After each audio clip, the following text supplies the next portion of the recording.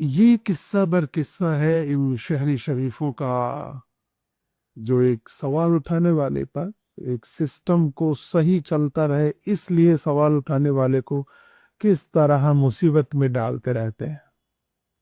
एक तरफ सवाल उठाने वाले को मुसीबत में डालते हैं, उसके संभावना को खत्म करते हैं। दूसरी तरफ बड़े बड़े सेमिनार्स में इनकी बातें सुनने लायक, अखबार में इनके संपादकीय छपते हैं, कभी कभी विदेशियों बुलाते हैं इन्हें, और इनके चर्चे लगातार चलते हैं। लेकिन इनके विदुन सिस्टम जब कोई इन पे सवाल उठाता है तो ये उतने ही क्रूर, उतने ही गैर कानूनी हो जाते हैं जितना कोई भी हो सकता है। लेकिन ये सवाल हमेशा रहेगा कि कोई कितना महान हो जाए कि उसे 2-4 गुनाह करने की छूट देती जाए। तो इन शहरी शरीफ ने सुशांत जो सवाल उठाता था उसकी तमाम संभावनाओं को खत्म करने की कोशिशें जारी रखी। ऐसा में कि जब आप देखते हैं कि सवाल उठाने वाले का बुरा हश्र किया जा रहा है, हम लोग चुप्पी लगा जाते हैं, फायदे की चाहत में चुप्पी लगा जाते हैं। ये फायदा शब्द, दुनिया तो इससे चल रही है लेकिन बहुत खतरनाक शब्द है। लाखों लोग एक अनकही पीला भूखते रहते हैं लेकिन सवाल नहीं उठाते कभी भी सिस्टम पे, और कोई मानवीय रूप में बदलाव समाज में और दुनिया में नहीं आता, क्योंकि अगर आप सवाल नहीं उठाएंगे तो जवाब भी नहीं आएंगे। ऐसे में कोई साधन रखने के बावजूद भी कि ऐसे जने ही अपनी संस्था में काम के लिए लाए जाएं जो चुपचाप अपना काम करें, अपनी तनख्वाह लें और कभी कोई सवाल ना करे। लेकिन कभी तो भी ऐसा होता है कि कोई जना आ जाता है और वो सवाल करता है। तो यदि तो वह संस्था में सुशांत के साथ जब वो अकेला सवाल उठाता था, अकेला मुसीबतों से जूझ रहा था, ऐसे में एक लड़की आई सुवेदा, वो सुशांत का साथ नहीं दे रही थी। उससे लगता था सही बात है तो उसे टेबल पे कहती, वो सवाल पूछती, तो डॉक्टर श्रद्धा जैन को एक और मुसीबत की तरह सुविधा लगने लगी। उनके लिए आसान था सुविधा को निकाल बाहर करना, वो उन्होंने किया। और भी कई तरीके आजमाए जाते हैं संस्था में कि सुशांत छोड़कर चला जाए, लेकिन नहीं, आगे बढ़ते हैं, देखते क्या हुआ। कोई पैसा नहीं भरेगा राय साहब। 3 पैसा प्रति किलोमीटर यात्रा इंसेंटिव मिलता था स्टाफ को। 100 किलोमीटर पर 3 रुपए और ज्यादा से ज्यादा 500-600 किलोमीटर की यात्रा होती तो 15 या 18 रुपए एक तरफ के। पर ये मिलता था। फॉर्म में एक कॉलम था जिसे यात्रा के बाद लोग भरकर देते थे। ये शायद कोई सरकारी नियम से उठाया गया कायदा था जिसे संस्था ने भी लागू किया हुआ था। तो इन दिनों जब आप न संस्था के न कर्मचारियों के भविष्य को ध्यान में रख रहे हों तो आपने सबसे पहले इस पर उस्तरा चलाया, साफ कर दिया, बस मौखिक रूप से अकाउंटेंट को भुगतान करने को मना कर दिया। उसमें लोगों को यह पैसा देने से मना कर दिया। पूछा तो कहा मुझे तो डायरेक्टर ने मना किया है।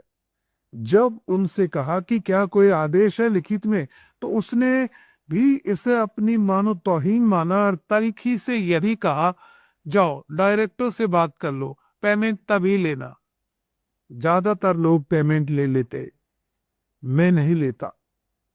लोग कहते, अरे सर, अब छोटी सी रकम के लिए कौन श्रद्धा जी के पास जाएगा, छोड़ो।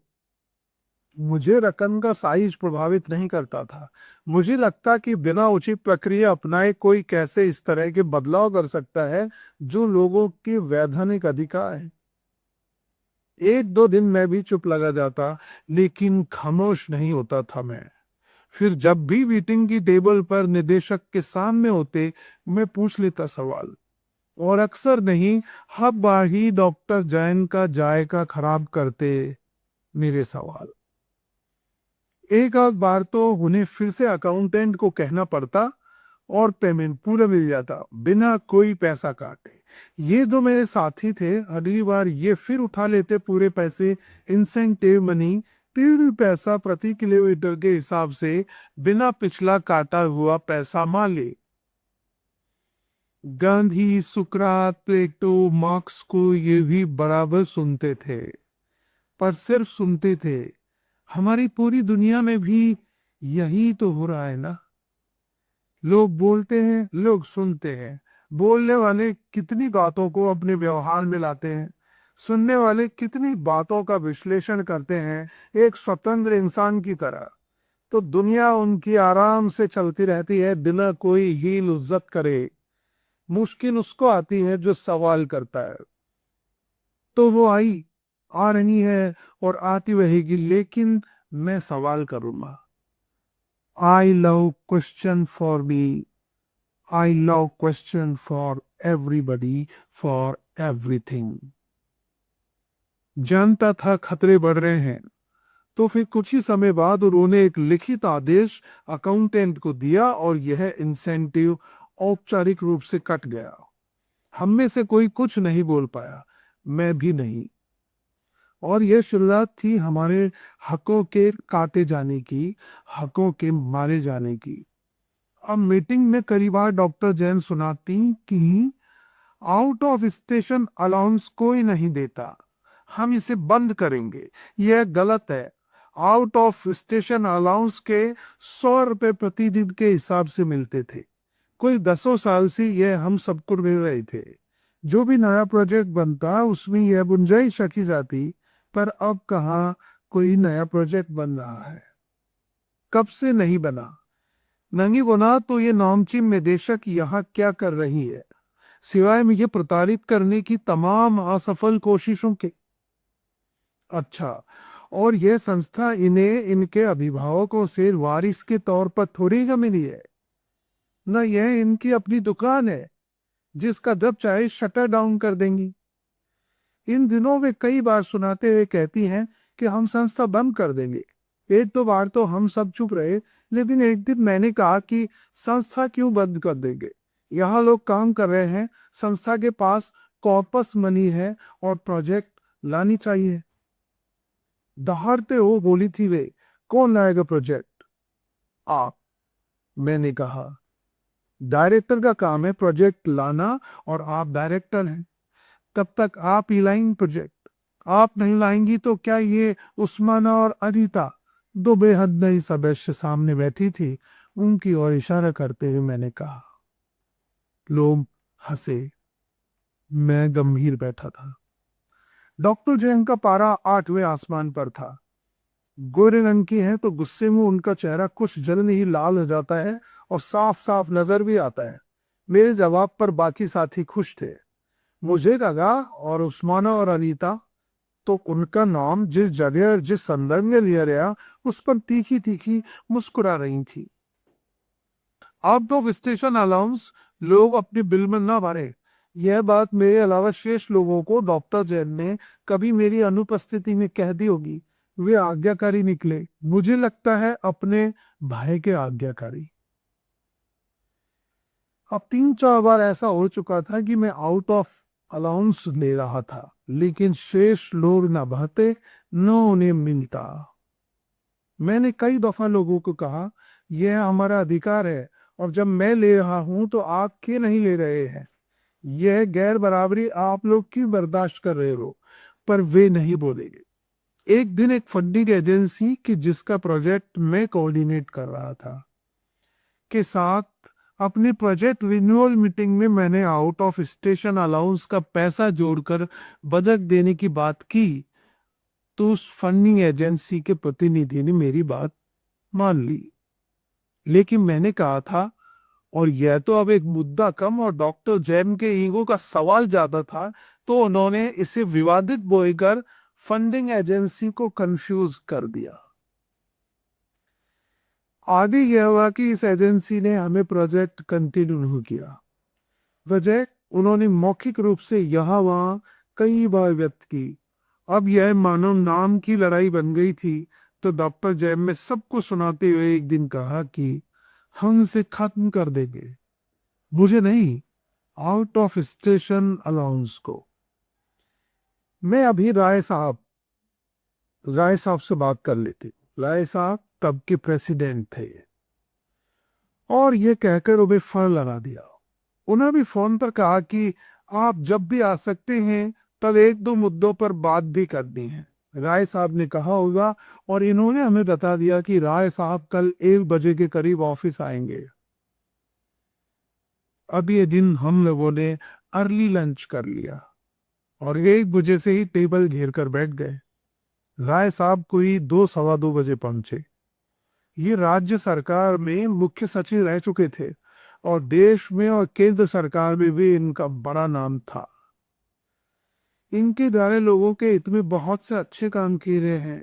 अन्नपूर्णा जैसी बड़ी योजना इन्होंने बनाई थी और ये हमारी संस्था के अध्यक्ष है कोई 7-8 साल से। इनसे मिलना, इन्हें सुनना हमेशा अच्छा लगता था। दुनिया भर की योजनाएं इनकी उंगलियों पर रखी हुई और रटी हुई थी। जानकारी यह भी है कि ये कोई 20-25 संस्थाओं के अध्यक्ष है और खुद भी एक फाउंडेशन के माध्यम से गरीब लेकिन मेधावी छात्रों की मदद करते हैं। ये बहुत कम समय के लिए आते थे। साल में 2-3 बार होने वाली एग्जीक्यूटिव की मीटिंग में आते थे। इसके अलावा कोई एक आध बार 20-25 मिनट के लिए ही जैसे आ जाए। हाँ, एक बात आपको बतानी जरूर लग रही है कि जब भी ये आते थे, तब डॉक्टर जैन अपनी कुर्सी इनके लिए छोड़ देती थी और आ बैठती थी हमारी जमात में। तो आज भी यही हुआ। आते ही उन्होंने सबसे गर्मजोशी के साथ हाय हेलो नमस्ते वाली लेन देन की और पहले अपनी तरफ से 2 जानकारियां दी। अब डॉक्टर जैन ने मुद्दा इस तरह रखा, सर हमारे यहाँ आउट ऑफ स्टेशन अलाउंस इन लोगों को दिया जाता है 100 रुपए प्रतिदिन के हिसाब से और अब हमारा मानना है कि। डॉक्टर जैन की बात उन्होंने पूरी न सुनी न होने दी और कहा, हाँ 100 रुपए तो बहुत कम है, तो क्या इसे बढ़ा देना चाहिए, 200 पर देते हैं। हाँ, मुझे बताया गणित की क्या स्थिति है। हमने जोर का ठहाका लगाया लेकिन आवाज नहीं की। डॉक्टर जैन कुछ बोल नहीं पाई, मानो शिकार पंजे के नीचे से छूट गया हो, ऐसा उनके चेहरे ने बताया। ऐसे में मैंने जल्दी से एक वाक्य यहाँ अध्यक्ष के सामने रख दिया, सर हमें यह पिछले 10 साल से लगातार मिल रहा है, तो इसे कंटिन्यू भी रहना चाहिए। वे हो सकता है मेरी इस बात को कहने का मंतव्य भी नहीं समझे होंगे, पर मुझे उनसे यह बात सबके सामने कहनी थी, तो कह दी मैंने। ऐसा करके मुझे ऑक्सीजन मिल जाती थी, उतनी जितनी मुझे कम सप्लाई की जाती थी डॉक्टर जैन की तरफ से। आज की यह मीटिंग इसी महीने के साथ खत्म हो गई। डॉक्टर जैन को एक और बार अपने गलत मंसूबों और इरादों की वजह से हम नाकाबिलों के सामने खिसिया कर रह जाना पड़ा था। लेकिन लेकिन मैंने हार नहीं मानी थी। यह अलग बात है कि इसके बाद कोई 4-5 महीनों तक सब पुनः आउट ऑफ अलाउंस लेने लगे थे। मैं तो कभी रुका ही नहीं था। उस एक बड़ी आम सभा की मीटिंग से पहले जो एक दूसरी बड़ी जगह हुई थी, क्योंकि यहाँ लोग ज्यादा आए थे और एजेंडा में लिखित रूप से शामिल किए बिना ही चलती मीटिंग में डॉक्टर जैन ने इस आउट ऑफ स्टेशन अलाउंस मुद्दे को फिर से रख दिया। अब तक मैं अपने कैडर और दूसरे साथियों से उकता गया था।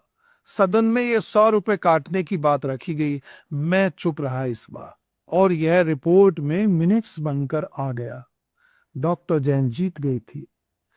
मुझे लग रहा है हार ही तो वही है, अपने डर से और लीडर की उस निष्क्रियता से जो मुल्कों को आगे बढ़ाने से, उनकी तरक्की से इसलिए डरता है कि कहीं वो उसकी सत्ता को खतरा ना बन जाए, सवाल न उठाने लग जाए। बेशक शिक्षा का उद्देश्य जवाबदेह और संवेदनशील बनाना हो, दोनों ही मुद्दे सवाल उठाने से ही बचे हुए अब तक मैं ये समझ चुका था। डॉक्टर जैन छोटी छोटी चीजें करके ये बता देना चाहती थी कि वो सर्वे सर्वा है इस संस्था की। कहने दो डायरेक्टर है, वो एम्प्लॉय है, लेकिन वो मालिक मालिक के अंदाज में अपने आप को प्रोजेक्ट कर रही थी। वो भी बर्दाश्त नहीं था कुछ भी। और सवाल भी पिछले 30-35 साल उन्होंने जितने सालों संस्था में और दुनिया में काम किया, उनसे सवाल कौन करे। लेकिन यहां सुशांत बस। तो बात इस तरह बढ़ी कि जब एक बार डॉक्टर श्रद्धा जैन ने इन्हीं दिनों में कहा, मैं जिंदगी में पहली बार बीमार हुई हूं। आज वे 85 साल के लगभग हैं। जब वे 62-63 की रही होंगी तब से मैं उन्हें जानता था, और जब 64-65 की होंगी तब से उनके साथ काम कर रहा हूँ। ये सिस्टम की बात है कि हम भाषा में किस तरह अभिव्यक्त करें। उनके साथ काम कर रहा हूँ या उनके यहाँ काम कर रहा हूँ।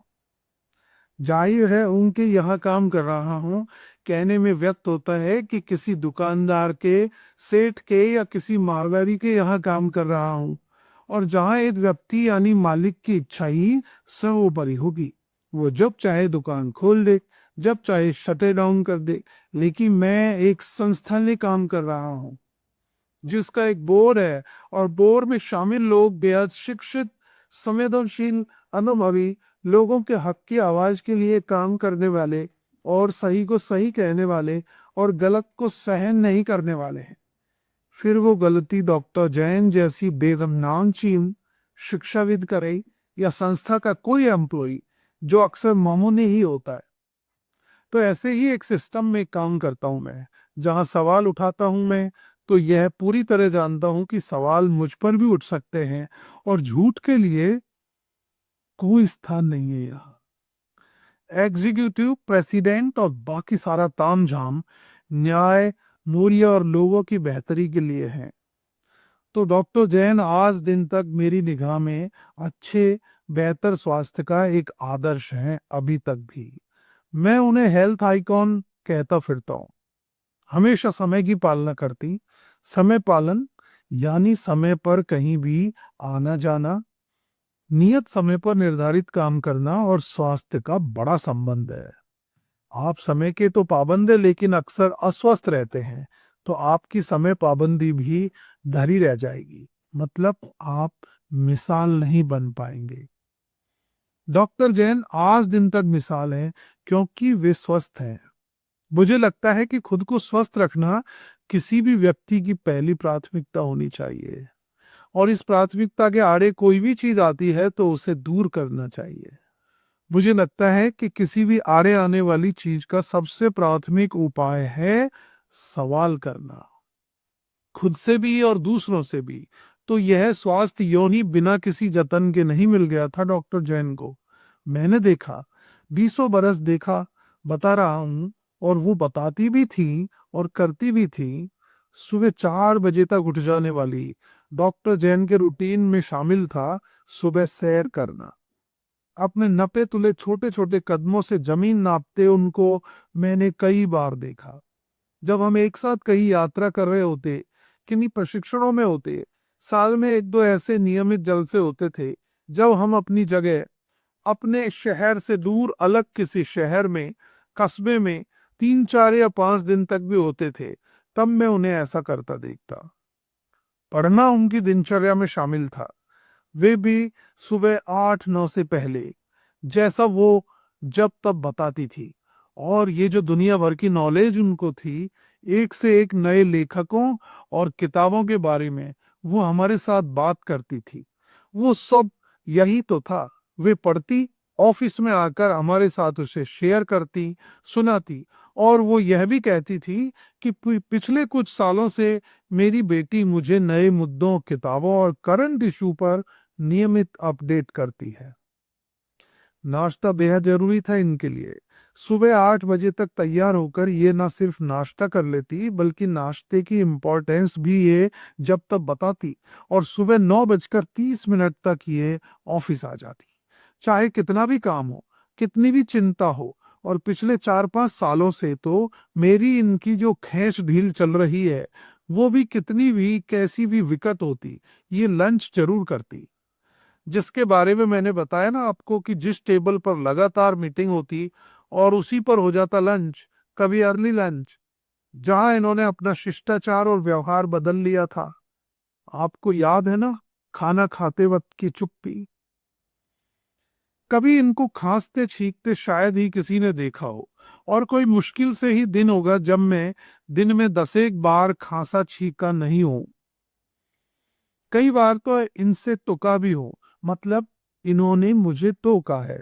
इनके इस टोकने में एक चिंता महसूस होती थी, एक अच्छी आदत बनने की सलाह छुपी होती थी। तो कई मौकों पर सार्वजनिक रूप से भी ये मुझे टोक देती थी, और हर बार मुझे अच्छा लगता था, और हर बार मैं बेहतर होता था। मैंने अपनी नाक को बार बार सुड़क सुड़क करने की आदत को इनके टोकने की वजह से ठीक किया था। एक बार तो इन्होंने अपना चेहरा मेरी नकल करते हुए बनाकर भी कहा था कि तुम ऐसे ऐसे करते हो। 3-4 घंटे की नॉन स्टॉप मीटिंग के बीच वे कभी पेशाब करने के लिए तक नहीं उठती थी। हम स्टाफ के लोग 2 एक बार तो इस हेतु उठ ही जाते थे, और एक आध बार थक के बोर होकर भी उठ जाते। टॉयलेट के पास एक दो जने इकट्ठे होकर जल्दी से 1-2 मिनट में कुछ हंसी ठट्ठा, कुछ इनकी बताई बात जो समझ नहीं आती, और अनंत चल रहे प्रवचन पर भी हंस लेते, और पुनः चेहरे गंभीर बना बनाकर लौट आ बैठते चल रही चर्चा के बीच। इन्होंने कभी लोगों के उठने जाने पर रोक टोक नहीं लगाई, क्योंकि इन्हें तो बोलना था, कहना था, सुनाना था। और यदि कोई बीच में कुछ पूछ लेता तो इनके भयंकर ज्ञान के हथौड़ों से अपना सिर ही फुड़वा कर, और भरी मीटिंग में अज्ञानी साबित होने से उड़ने वाली खिल्ली का डर अलग से रहता। तो सब बिना मुंह खोले, बिना सवाल उठाए सुनते जाते। शुरू में कोई विषय, कोई व्यक्ति, कोई घटना कानों से टकराते, संज्ञाएं भिन्न भिन्न नजर आती, पर अधिकांश अंत आते आते ध्वनियां गड्डमड्ड हो जाती थी, सबके लिए प्राय। हाँ, कभी झुकी नीड़ के साथ इनको कुर्सी पर पसरते लटकते नहीं देखा। जमाई उबासी कभी इन्होंने ली हो मुझे याद नहीं। बाकी तो मुझे इनका क्या याद नहीं है, उस याददाश्त से ही तो यह सब लिख दिया है। तो डॉक्टर जैन के लंच में शामिल होती 2 बेहद पतली छोटी छोटी रोटियां, दाल और सब्जी, उड़द की बिना छिलके वाली काली मिर्च और लौंग पड़ी दाल, सीजनल सब्जी और ताजा कोई भी लौंजी, हाँ अचार जैसी कोई चीज। शेष लोग भी जो लाते उसे भी आराम से खाती, बस एक ही शर्त लगाती कि आपके खाने में कच्चा लहसुन ना हो। और पारखी तो इतनी कि टिफिन खुलते ही बोल पड़ती कि इस खाने में लहसुन है। क्या कहेंगे इसे कि महीने में एक आध बार को छोड़ दो तो सुबह की सब्जी में मैंने लहसुन डालना बंद कर दिया था, और 2 रोटी खाते मैंने इनको कोई 7-8 साल तक देखा, और पिछले 5-6 साल से वो रोटियां अब एक रोटी रह गई है, उसी साइज, उसी वजन की। तो वे लोग जो अच्छा स्वास्थ्य बनाना, बोलना और स्वास्थ्य पर कुछ भी कहना सुनना चाहें, एक बार उनसे मिल जान लें, मुझे सुन लें। वैसा दुनिया की कोई गूगल उनकी इस बात की जानकारी नहीं देगी। और मैं तो यहाँ लिख तो महज चंद लाइनें ही पाया हूं, बताने को तो 100 किस्से और होंगे मेरे पास, सच में। तो फिर मसला यह है कि ऐसा कैसे हुआ, आप पर कोई ऐसी चीज का आरोप इल्जाम लगाए कि जिसे आपने किया ही नहीं, तो आप थोड़े परेशान तो होंगे, लेकिन डरेंगे नहीं। आप जानते हैं कि आपने कुछ किया धरा ही नहीं। यह आप और आपसे ज्यादा आप पर इल्जाम लगाने वाला भी जानता है कि यह कोरा इल्जाम है, जो किसी विशेष कारण से, गंभीर या मामूली कारण से लगाया है। हो सकता है जल्द ही आप भी भूल जाएं और बात खत्म हो जाए। काम नहीं करने के, कोई चीज ले लेने के, कोई चीज खा जाने के, या छोटे मोटे पैसे या अन्य फायदों के रोजमर्रा इल्जाम हम लगाते और झेलते हैं, बचपन से बड़े होने तक। इससे हमारा इम्यून भी डेवलप हो जाता है। हम इस तरह के आरोपों से प्रायः संक्रमित होकर बीमार नहीं पड़ते। फिर डॉक्टर जैन जैसी हेल्थ आइकन को कब क्यों कहना पड़ा होगा कि आज मैं पहली बार बीमार हुई हूं। ये लंबी उनकी दिनचर्या इसलिए मैंने आपसे शेयर की कि वो अपने स्वास्थ्य को लेकर बहुत अवेयर थी। लेकिन ये बात इस बात से ज्यादा जुड़ी है कि वे अपने सुख को लेकर बहुत अवेयर थी, और सुशांत का हर सवाल उनके सुख के आड़े आता था, स्वास्थ्य के आड़े आता था। इसलिए एक बार उनको कहना पड़ा, आज मैं पहली बार बीमार हुई हूं। हुआ क्या था? मुझ तक भी खबर आ गई थी कि लोगों ने कहा था कल उस मीटिंग के बाद श्रद्धा जी जब घर लौटी तो बीमार हो गई। उनसे चला नहीं गया, उनका बीपी भी बढ़ गया, और वे यह भी बता रही थी कि उनके सीने में कहीं हल्का सा दर्द भी हुआ था। जरूर हुआ होगा, मुझे अंदाज था। उनके हवाइया उड़ते चेहरे को आग और आंखों को अंगारा होते देखा था मैंने। कंधे झुके और भारी कदमों को महसूस किया था मैंने जब वे उस मीटिंग से उठकर अपनी गाड़ी तक पहुंची और घर के लिए रवाना हो गई थी। अब उनकी पहचान तो शिक्षाविद और विशेषज्ञ की है ना, तो ऐसे कई मौकों पर भी हम दोनों यदा कदा इकट्ठा होकर सामूहिकता के संजोग से मिल बैठ जाते हैं, जहां उनको विशेष लेक्चर के लिए आमंत्रित किया होता और मैं वहां श्रोता बनकर उपस्थित होता। मुसीबत इस तरह से आने लगी थी कि वक्ता रूप में उनके बोल चुकने के बाद श्रोताओं से सवाल आमंत्रित किए जाते। सवाल मैं भी करता, सवाल बराबरी का, सवाल हक का, सवाल शोषण का, सवाल तर्क का, सवाल मूल्य का, सवाल न्याय का, सवाल संवेदनशीलता का और सवाल जवाबदेही का होता। तो मैं जब सवाल पूछता तो रोजमर्रा के जो मेरे उनके गहरे होते जा रहे अनुभवों के आधार पर ही पूछ लेता। कहाँ होता था उनके पास मेरे किसी भी सवाल का जवाब? कभी नहीं होता था। और अब हम दोनों के तनाव और चल रहे शीत युद्ध या उनकी तरफ से तो घोषित युद्ध के बारे में जानने वाले भी कई लोग वहां बैठे होते थे, जहां हम दोनों एक साथ बैठे होते थे। जैसे ही मैं सवाल करने उठता, लोग मुझे सुनते। एक दो बार तो लोगों ने अति उत्साह में मेरे सवाल करने पर ही ताली बजा दी, और बेहद ज्ञानी नामचीन उम्र दराज लोगों के पास भी अक्सर या उस स्थिति में जवाब नहीं होते जब उनकी कथनी और करनी में, उनकी पढ़नी और जीवनी में बेहद अंतर आ जाता है। हाँ, मेरे सवाल आजकल कोई लिहाज नहीं बरतते थे इनका। पिछले 20 सालों की सीख, समझ और सवाल, 8 सालों की असल जिंदगी की हकीकत, तड़प, कुंठा, जिद और मर मिटने की हद तक की वेदना मेरे सवालों में शामिल होती थी। शहर की एक पत्रिका ने मेरा एक लेख छाप दिया था, जिसका शीर्षक था, आवाज उठाई जाती है मगर सहूलियत से। इस लेख को बहुत से लोगों ने पढ़कर प्रतिक्रियाएं मुझे दी थी, और लोग मुझ बेहद मामूली आदमी को इस विशाल सत्तासीन, ज्ञानी और चारों ओर से रक्षकों से घिरे हुए लोगों से लड़ने को जान रहे थे, समझ रहे थे। हालांकि अभी सब चुप थे सार्वजनिक तौर पर, लेकिन मन में सब खुश थे कि मैं उनसे लड़ने की सोच रहा हूं, जिनका नाम ही काफी है शहर में, शिक्षा में, इस देश में। तो मुझे वो कहानी याद रहने लगी कि वो राक्षस इतना विशाल था कि कोई उससे लड़ने नहीं जाता था।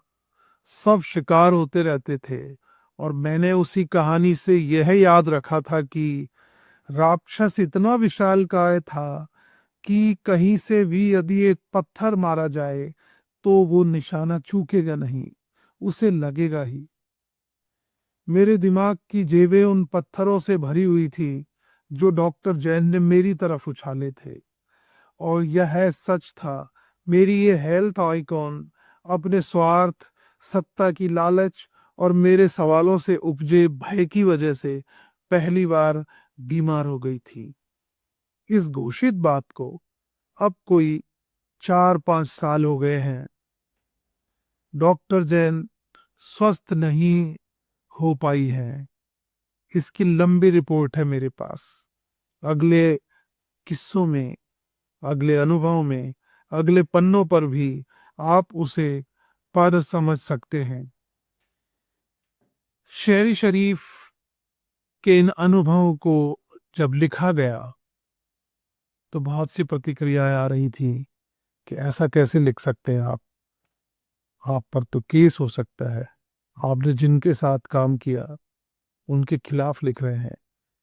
इस पर यही था कि सवाल अपनी जगह है, सम्मान अपनी जगह है। कोई भी व्यक्ति किसी संस्था से और किसी कानून से बड़ा नहीं होता। आप उसकी डिग्निटी को रखते हुए तमाम तरह के सवाल पूछ सकते हैं, अगर सवाल उठाने लायक सवाल है। लेकिन सवाल इन शहरी शरीफों को कभी पसंद नहीं आता। यह एक बार और साबित हो गया था।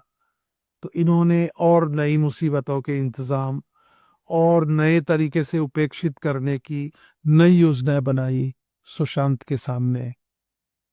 अगले किस्से में शायद आपके सामने एक और नया किस्सा आएगा शहरी शरीफ की। इस बात को अभी हम यहीं विराम देते हैं। Thank you.